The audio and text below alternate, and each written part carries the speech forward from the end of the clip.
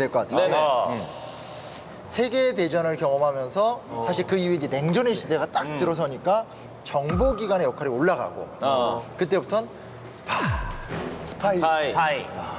중요한 정보를 캐오고 또 상대를 교란시키기 위해서 사람 파견하고 뭐 이런 식의 어떤 상호 과정들 나중에 커지면 여기에 이제 어떤 그런 뭐 무장 공비까지도 파견이 될 수도 있고 뭐 간첩 같은 것들이 왔다 갔다 할 수도 있게 되는 또 이런 건데 오늘 우리의 주제는 이 치열했었던 이 어떤 전쟁 위기 속에서 선을 지키려는 자와 그 선을 넘으려는 자 사이에 갈등 핵심 포인트로 스파이를 한번 좀 얘기해 보자.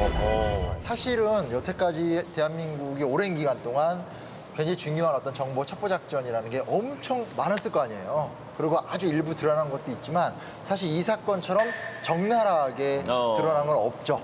이 이야기는 그 한국의 그 어떤 분단사의 한 단면의 그 어떤 중요한 자료가 아닐까 이런 생각을 좀 해보게 되는데 이때가 시기적으로 1990년대예요. 정확히 말하면 한 94년에서 98년 요 사이 이야기거든요. 대통령으로 보면 김영삼 대통령, 김영삼 정권기입니다. 시기적으로 93년, 94년이 1차 핵 위기가 있었던 때거든요. 국제원자력기구로부터 즉시 탈퇴한다. 유엔 제재는 곧 우리에 대한 선전포고로 간주한다는 입장을 강력히 재확인한다. 여기서 서울이 멀지 않습니다. 전쟁이 일어나면은 불바다가 되고 말아요. 이제 여기서 중요한 건 뭐냐면 북이 핵을 갖고 있냐가 되게 중요한 문제가 되는 거잖아요. 핵을 갖는다는 사실을 알려면 정말 북한의 최고위급과 관계가 딱 돼야지만 핵에 대한 정보를 얻어낼 수 있죠. 그렇죠. 근데 제가 이렇게 정말 특별한 정보를 물어보면 우리가 아무리 친해도 안 알려주지. 안 가르쳐주죠. 네, 그렇죠. 근데 가르쳐줄 때는 뭐냐면 이 친구가 오히려 나한테 정보를 물어다주고 그렇지. 겉으로 오는 남쪽 사람이지만 북을 위해서 충성하는 사람이 되면 가르쳐줄 수 있잖아요. 그렇죠? 그렇죠. 여기에 이제 흑금성이라는 존재가 등장을 하게 되는 거죠. 흑금성 같은 경우는 이분은 원래 삼군사관학교 출신 군인이고요. 국군 정보사령부에 한 1990년대 초반이 되면 복무를 하십니다. 정보사령부에서 복무를 하면서 미군과 합동으로 북한의 핵 문제 같은 것들을 조사한 일을 같이 하게 돼요. 결국은 막 추적한 끝에 아주 조잡한 형태이긴 하지만 핵무기로 추정되는 한 2기 정도 되는 이 핵무기가 있다는 사실을 함께 알아낸 거예요. 엄청난 정보네요. 엄청난 정보죠. 네. 근데 함께 알아냈으면 어떻게 돼요? 정보를. 정보 공유해야죠. 그렇죠. 함께 공유해야 돼요. 알아낸 다음에 미국이 한국 정부에 그 사실을 안 알려줍니다. 여기서 이제 이 사람이 느낀 거죠. 우리가 독자적으로 뭔가 정보망을 구축하고 우리 스스로 문제에 대한 주도권을 확보하지 않는 한 굉장히 좀 위험해질 수도 있고 뒤통수 맞을 수도 있다. 여기 이제 문제의식을 갖게 되는 거죠. 네, 그래서 이 소위 말하는 박채서가 흑금성이 뚫은 라인이 누구냐면 장현철이라는 사람이에요. 장현철? 북한 사람? 북한 사람. 장현철이 누구냐? 장성택의 조카예요. 완전 고위 간부. 들어봤죠. 그렇죠, 들어봤죠. 지금은 이제 제거가 됐다고 알려져 있지만 김정은 정권에서도 아주 그 실세로서 초기 김정은 정권의 안정화된 작업에 가장 큰 역할을 했습니다. 그 사람의 조카의 라인을 딱 뚫어버린 거예요. 어휴, 말도 안 돼. 대단한 사람이죠. 그러니까 이제 상황이 어떻게 되냐면 이때 안기부가 주목하기 시작하는 거예요. 그러니까 지금으로 말하면 국가정보원. 안기부 입장에서 조금 더 우리 쪽에 와서 일을 하면 더 큰 일을 할 수 있겠다. 제대로 된 스파이 노릇을 할 수 있겠다 이렇게 판단을 해서 94년에 발탁이 딱 되게 됩니다. 근데 어쨌든 이제 중요한 건 뭐냐면 이거죠. 흑금성의 유능함은 이미 주목을 받은 거고 문제는 그가 북한을 넘나드는 스파이가 되려면 북측에서도 이 사람이 주목을 받아야 되잖아요. 그렇죠. 그래서 이제 여기서 썼던 수가 이제 신분 세탁이라는 걸 하게 되는 거죠.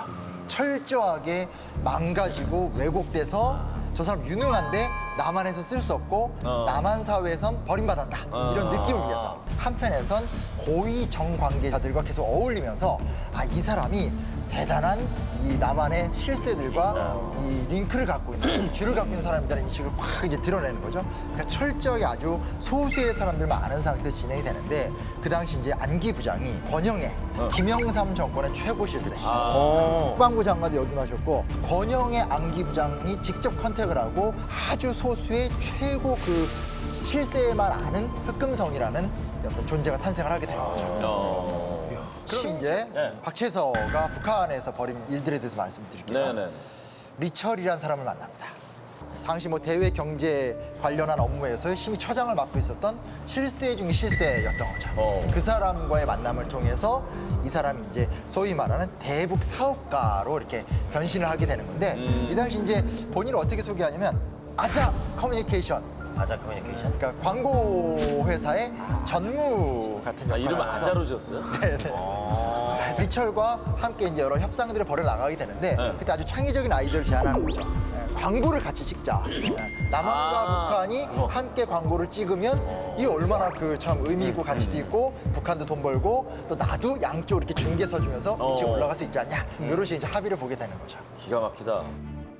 그 당시 이제 골동품이죠. 김정일 일가가 소유했었던 골동품 같은 것들에 처분해달라. 아, 맞아. 이 장면 나와요. 나오죠. 이거를 가격을 뭐 너무 좋게 쳐줘도 의심을 받을 거고 너무 잘 안 받아줘도 의심 받을 거니까 약간 적당하게 해야 된다 뭐 이런. 맞아요. 김정일 일가의 재산을 처분해주는 역할을 한다라는 건 그만큼 신뢰도가 높아졌다는 걸 의미하게 되는 거고. 거의 의심이 없다고 봐요. 그렇죠. 근데 실제로 그 과정 중에는 굉장히 다양한 형태로 끊임없이 시험을 했다고 해요. 북한 입장에서 되게 의심을 했을 거 아니에요. 그래서 그렇죠. 테스트를 합니다. 흑금성한테 이런 질문을 던집니다.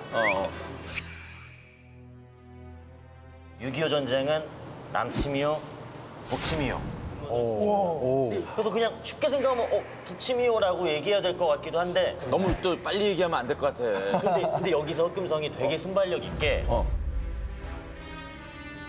그 6.25 전쟁이 남침이고 북침이고 그게 뭐가 중요합니까? 6.25 전쟁은 한반도 통일전쟁 아니요? 당신네들이 한반도를 통일시키려고 했으면 그건 남침 아니겠소? 이렇게 대답을 합니다. 근데 이게 나중에 한 달 뒤에 보이고 관계자가 이제 흑금성한테 가서 당신 그때 북침이라고 했으면은 우리하고 완전 끝났시오.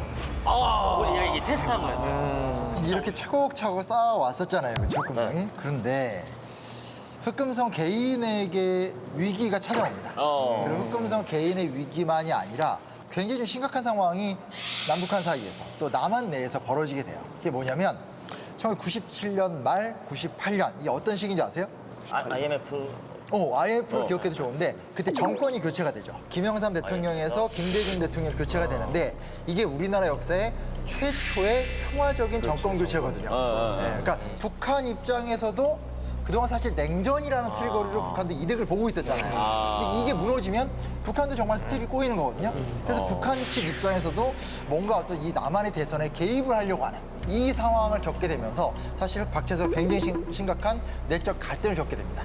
왜냐면 그전까지는 그냥 내가 대한민국의 국민으로서 우리나라를 위해서 활동을 하던 거잖아요. 근데 이 대한민국 내에서 민주주의의 위기도 생길 수 있는 거고 결국 북한의 내정 간섭 문제가 생길 수 있으니까 그 과정 속에서 결국은 이건 안 되겠다라고 하면서 사실은 스파이로서는 넘어서는 안 되는 행동을 하게 되죠. 어떤 행동?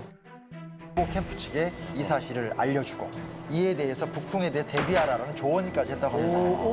어떤 의도에서 그런 거예요? 그건 이제 쉽게 말하면 민주적 선거를 유지하기 위해서인 거죠. 좋은 의도 있네요, 그러면? 의도는 좋은 거죠. 네, 왜냐면 그렇잖아요. 정보기관이나 북한에서 우리나라 대선에 개입하는 건 잘못된 거니까. 명백한 민주주의에 대한 위배니까. 그래서 근데 이제 스파이로서는 사실 그 행동을 하면 그건 모든 면에서 불리해지는 건데 그 행동을 하게 되고 북풍 문제에 대해서는 보이지 않는 큰 공을 세웠다. 우리랑 좀 다른 사람인 것 같아. 그러게요. 그런 결정을 사실 감당하기 너무 어려웠을 텐데. 어떻게 될지도 모르고 끌려갈지도 모르고 모르는데 또. 정권 교체가 된 상태에서 신생 정부, 김대중 정부는 이전 정부의 잘못된 것들에 대해서 보통 사정, 수사를 하게 되잖아요. 근데 그 중에 하나가 소위 말하는 북풍 조작 문제를 이제 파헤치게 됩니다. 기억나. 그래서 그때 충격적인 신문 보도가 하나 딱 나타나게 되는데 이건 제가 준비를 했습니다. 뭐죠? 짠!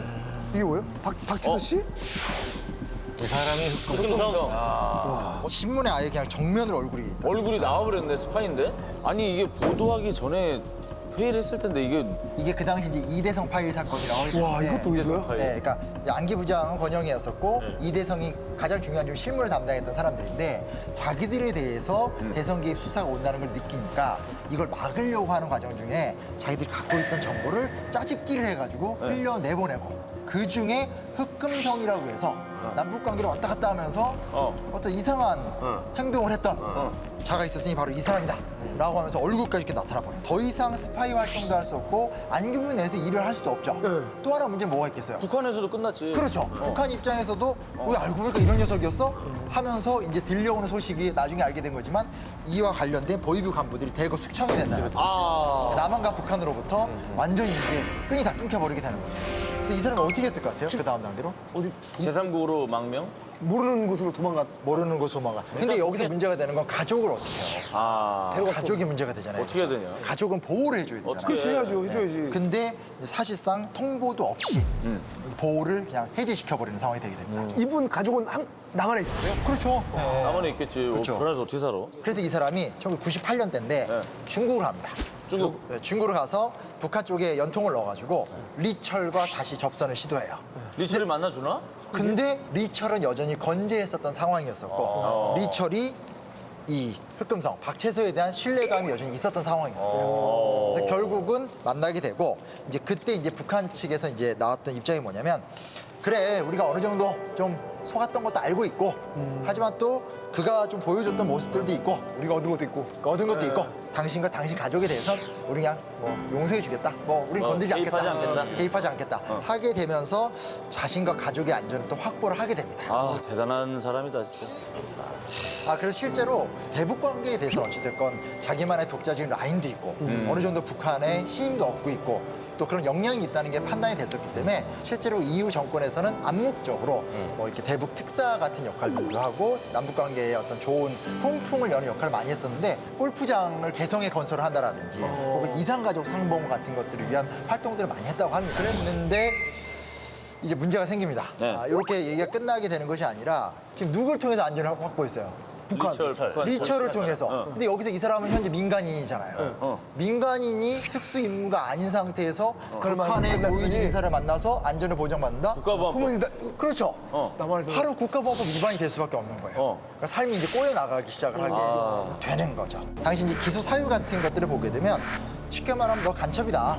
북한 쪽에 정보 팔아넘겼다. 우리나라 기밀을. 그렇죠. 그래서 기소되고 재판에 넘겨져서 6년여 살게 되고 만기 출소했습니다. 결국은 남북 관계가 변동됨에 따라서 이 사람은 보이지 않는 곳이든 보이는 곳이든 영웅이 되기도 하고 또 추락하기도 하고 네. 이런 것들이 됐고 본인이 이제 또 되게 억울해하는 게 뭐냐면 아니 이런 식으로 나를 잡아놓으면 어느 스파이가 정말 헌신을 다해서 뭔가 이런 나만을 위해서 목숨을 활동을 하겠냐 이런 또 항변을 또 하게 됐다고 합니다.